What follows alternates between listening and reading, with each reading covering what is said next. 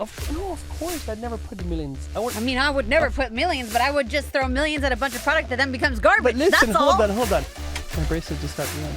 Oh no! Okay, Luna's gonna be crying. Why don't we just spend $1 million tomorrow? This is the Aaron Cordovez Show. Winnie, do you consider me an organized person? No. So then what? Actually, it depends on which aspect. Okay. Because on the subject of, actually, I really don't know for sure because I've never looked inside. You don't know if I'm organized. No, in regards to computer, like inside of your computer, like your desktop, I've noticed that you keep your desktop of your computer very organized, and your files. Your desktop is a mess. I know. A mess of all messes. I know. It's a disaster. And your email is even worse. I know. Your email, guys, the other day I literally went through email. I used an app called Superhuman. It's a great app that gets you to like mass delete and mass unsubscribe and spam. 8,000 emails in like 2 hours and a half. Just deleting.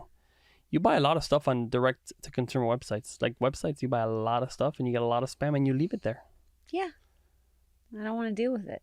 Well, I don't want to deal with my clothes on the floor. Right. So the thing is that I help you with your clothes on the floor and you help me with my emails. So yeah, we all have our strengths and weaknesses. So you have a strength of being very organized in the computer, on your desktop, in your files, in your emails, in your Right now I'm a little bit back on the emails. I need to actually spend some time on that, but right. But I'm pretty good at it, I think. I think you are. But what about like the physical space, like the closet space and like the lawn and the car? Oh no. I've learned that I'm not going to expect things like that out of Aaron. And even from a very early point in our relationship, I already knew that he was a little bit disorganized on the physical, like clothing department. And I think that's not an unusual thing for guys, but it depends. I mean, so if we're talking about this, but what does it mean then to be organized for you? Like, what does that mean? Organization. Like, what does that even mean? Putting shirts where they go, putting your underwear and socks where they go, putting like, okay. And if you start something, finish what you started. Don't stop in the middle and then forget about what you did in the middle and then go do something else and then come back to this and then do this again. Start changing and stopping on one thing. It would be much faster to get, if you start something, take it all the way through to a done. And then do the other thing that you thought of while you were doing that and not stop in the middle of doing that first action to go do the second action and then get back to the first action, because it actually causes double work and it takes longer in the end. You know, I don't have the physical things like organized. Like my shoes pretty much are everywhere. My socks end up everywhere. But I don't find it to be that important. I just don't. Like, I don't care where my socks go. Right, but then if you in the end don't have any socks left because you don't know where they are. Then you buy another pair. Right. You buy another bunch. Right. No, sorry, you were saying. So, I don't know. It's just like I know that you may not really care so much about all of your articles of clothing or your watch or your pen, but I can't tell you how many times you didn't know where your pen was. Oh, yeah, I lost it many times. Yeah. I mean, it's cost me at least, like $1,500 in pens. Mm-hmm. Exactly. And then also how many hours did it take for you to like remember, look around, where is the pen, right? And then if you count up that time also wasted on looking for that item. Yeah. And then if you knew exactly where it was and you always put it back in the same exact spot, then you're never going to have to look for it. You're going to know where it is because it's in its spot. There's a guiding force somewhere that prevents me from putting things always back in the right place. I don't know, but it exists. It's somewhere. Because I've tried. I've tried to make the decision, I'm going to always leave my keys here. I'm going to leave my wallet here. Never happens. It just doesn't happen. But it hasn't been a problem. Like, I don't know. So can I tell you what I think organization, where it's important? I would love to hear it. Okay. Organization of time is important. Mm-hmm. For me, if you organize your day, meaning you set the slots of the things you got to get done. Like this morning, I started the day with, I need to do these 3 things. And they've gotten done surprisingly fast because I said, this is what I'm going to do. This is the time. And it happened because that time was organized. It was like delineated of the things that are important. Mm-hmm. So that, for me, that kind of organization is very important. Right. Because it's your plan. It's your whole day. It's basically your life. Mm-hmm. Now, I just don't think about putting things back always in the same spot. I don't know. For me, that's not super important. But I don't know. What about you? Do you plan? How do you plan your days? I have a calendar on my phone. It gives me any like urgent things that I have to get done in a specific day. Other than that, we have a meeting and we see what needs to be done that day. If there's any areas that are lacking that need some help, or needs love, or needs debugging to get a product through to a done, then I'll go into those areas, and that's where I get my direction from. And then also from other people. So it's a reactionary sort of thing. You're not like creating what's going to happen that day. You're seeing what other people will bring to you that has to be done, mostly. Well, based on the information that I get, yes. Or if there's other things that I hadn't finished from the previous day, then I have to do it in that day. Okay. Yeah. Yeah, I generally try to not focus a lot of time on the problems. I try to ignore problems, and I try to make, what are the exciting things? What's going to happen in the next month or 3 months, or how can we change? No, I try to some find the massive thing? problems. I try to find where the hiccups are on the production line, and what needs to be handled so that we can get the production done in a smooth manner, or to get the production out at all. You're more the dreamer and I'm the executor. I thought you were going to say executioner. I was going to say that. People often ask me, hey, can I sit down with you one-on-one? Let me pick your brain, get whatever info from you on how to sell on Amazon, how to get started. Well, guess what?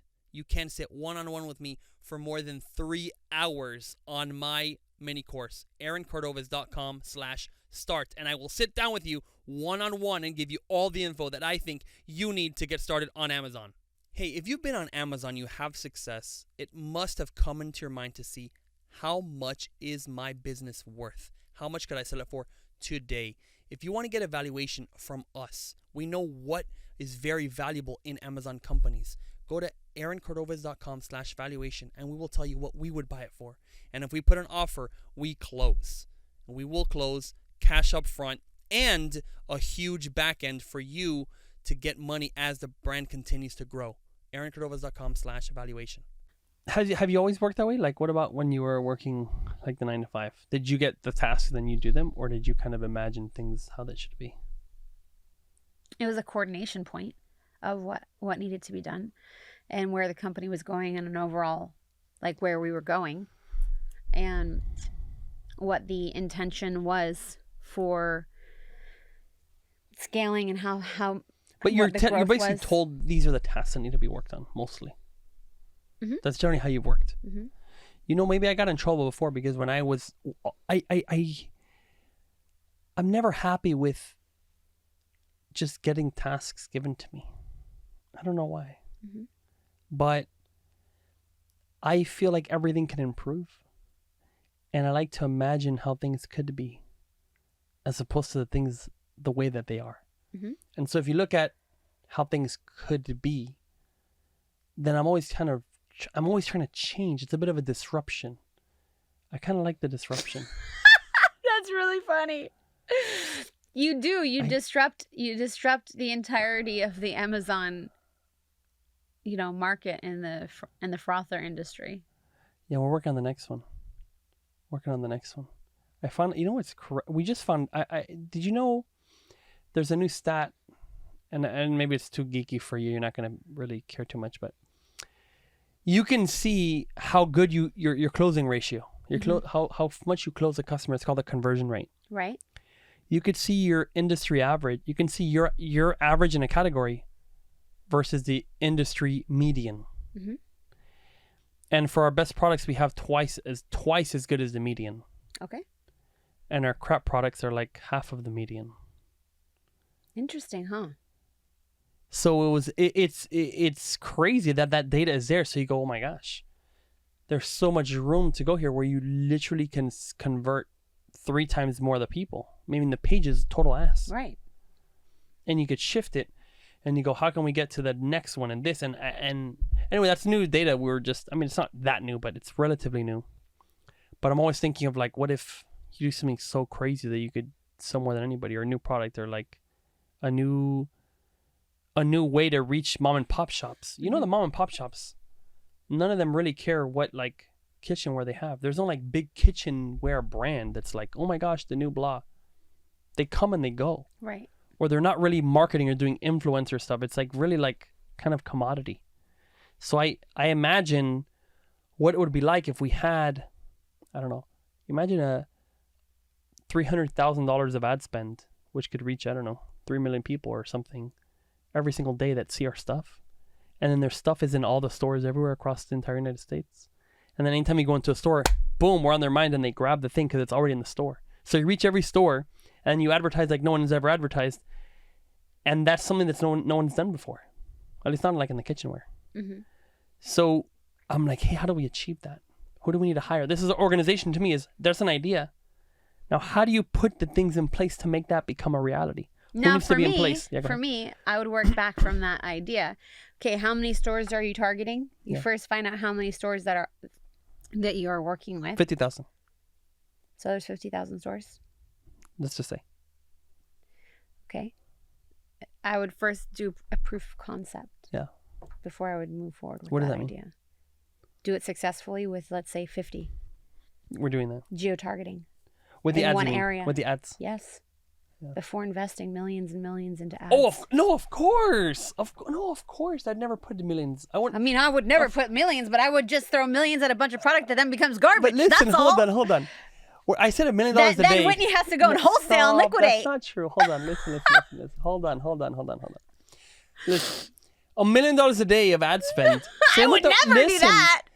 The products that $4 million of product that you're talking about. I'll listen, run scaled that. ads. I'll run ads that. every single day to products that I know that the pages are not actually optimized, You and have we to do can it. continue to run ads to. But you know that the ads aren't even converting very well. But you keep course. them on just because nobody actually does that work of handling the ads.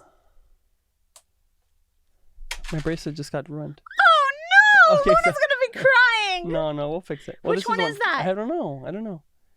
It broke. Oh. You were screaming so loud, the bracelet cracked.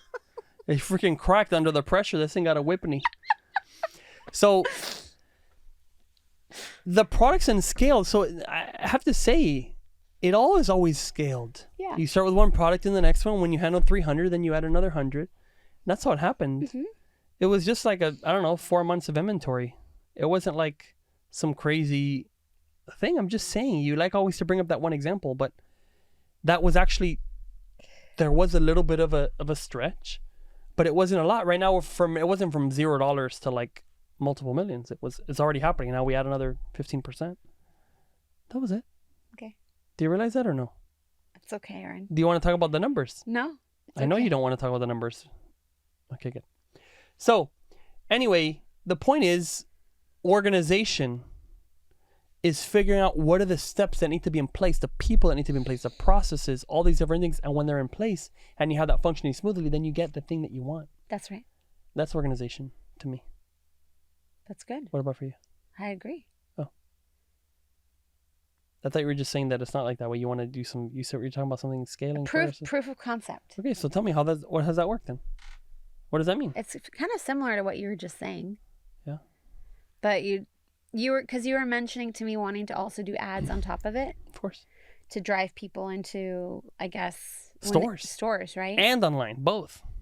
Actually, people, if you even drive them to your own website. So right now we don't do advertising broadly. Okay, like if you look at a brand like Mary Ruth Organics, they spend hundreds of thousands of dollars, I think, per day. Hundreds of thousands of dollars per day on general advertising. You mean radio and TV? Facebook, TikTok, Oh, Instagram, social media.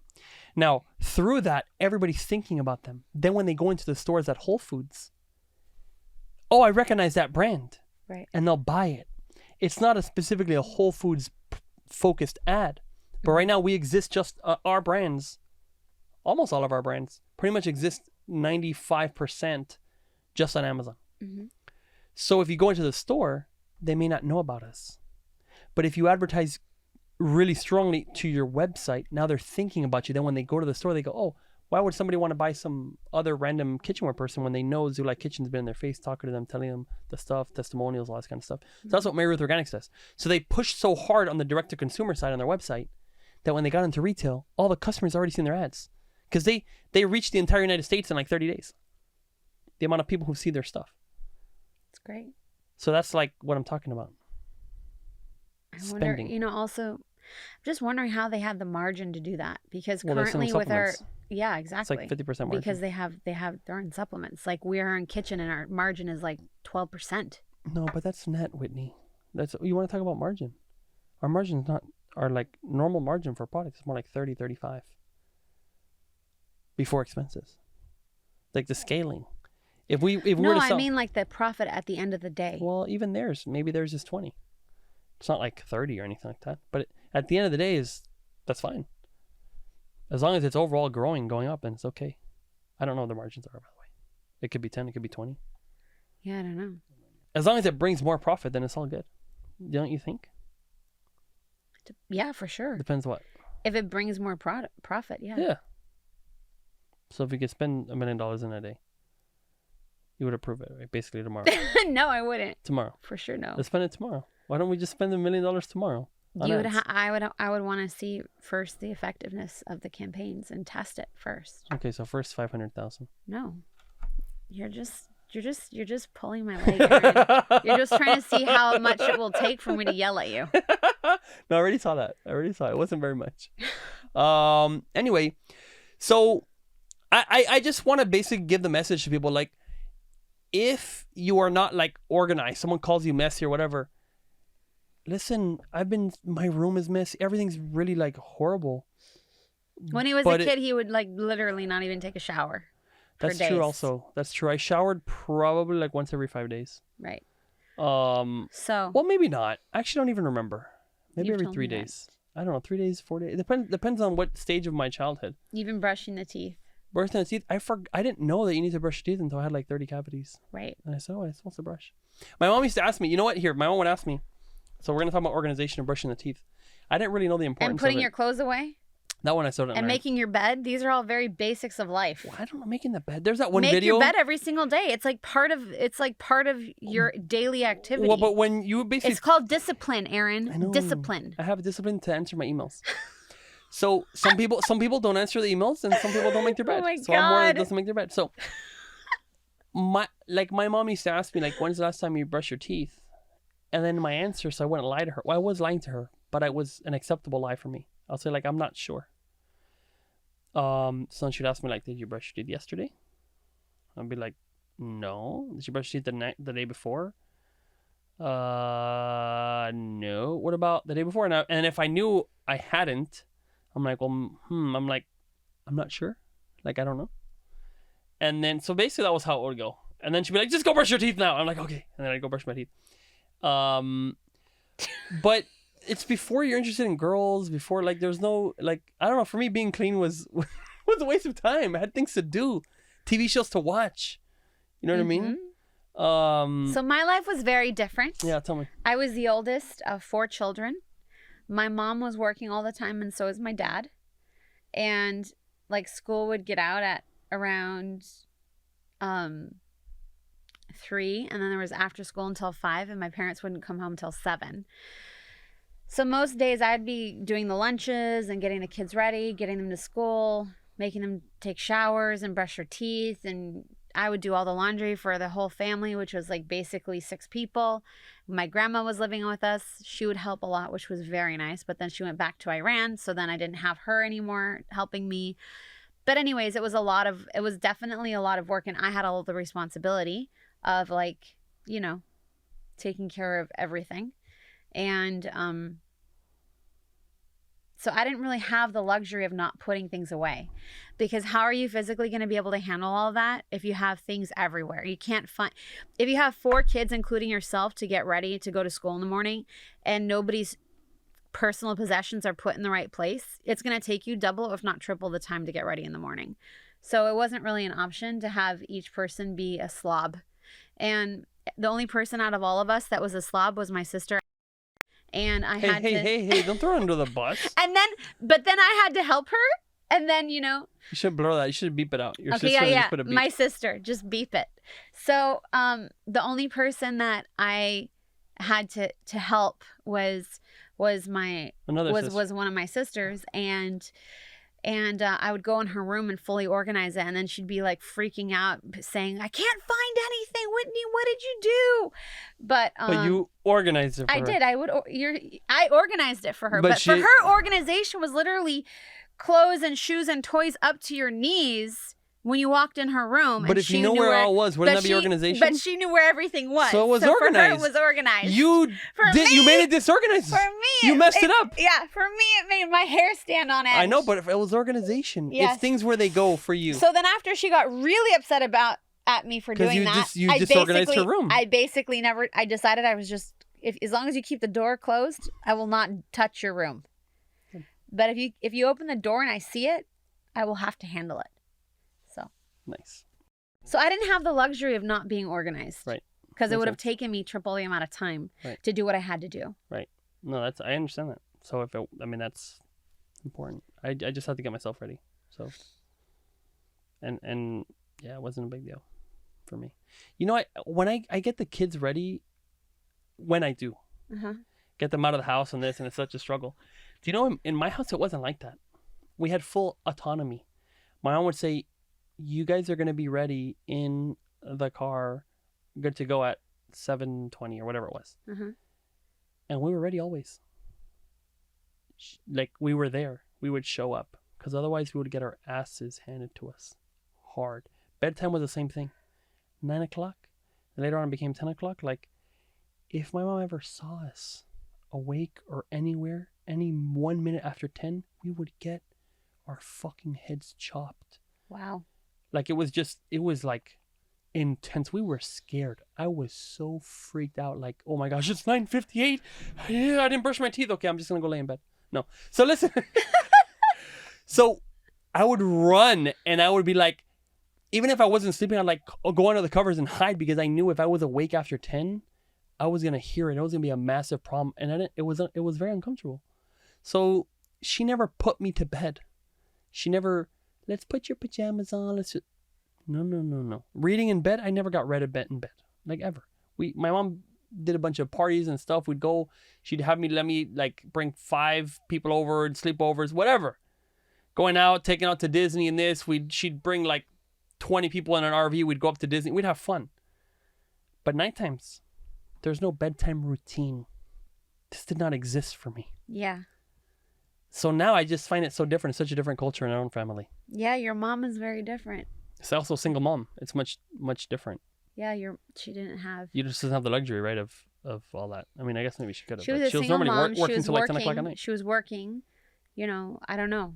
It's a very different scenario. Yeah, but it was organized because the kids, meaning me and my brother, would go to bed on the time we're supposed to go to bed. Right. And wake up, and she would tell me, some of her friends, like later on when I was an adult, she would tell me, like, her friends at the time would tell her, how do you get your kids to bed? Because my kid, they're sleeping in school and this and blah and whatever, and they're not learning and whatever. And it's like, your kids need to go to sleep. And you tell them the time, and whatever. She would tell her friends, like, you just make it happen. And I guess people didn't know how to do that, and they always had trouble, but not in our family. we had a freaking bedtime. Anyway, what was it? Did you put your siblings to bed or what? Well, my mom came home at 7. Yeah. So she put did it. them to bed. Oh, good. So you don't have to do that part. But when she wasn't there, yeah, she was gone. Like in Los Angeles, we lived in San Francisco. She was studying some stuff, but she was gone for about a year, maybe 2. And during that period, yeah, I was helping my dad put the kids to bed. So that wasn't just like everyone's to bed at one time. It was not military style like my mom, huh?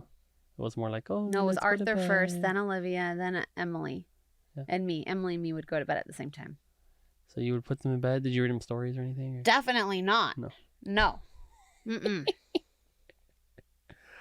So what was it like? You just go to bed and you just scream at them until they go to bed? Mm-hmm. Okay, so that's how it happens in our house right now. No, we don't scream at them until they go to bed. No, we do not. We do not. I agree with you. Anyway, so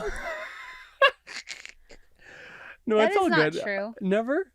I'm not going to say never, but Okay, definitely not the majority of No, times. of course, it's true. Not the majority. I would agree. I would say maybe once a week there is that. And that's only to Luna, because Luna's the only one who doesn't listen. She's the only one out of all of them that doesn't want to go to sleep. The others actually love sleep. Violet loves sleep. She definitely goes to sleep. It's true. And I don't yell at her about going to sleep. Yeah.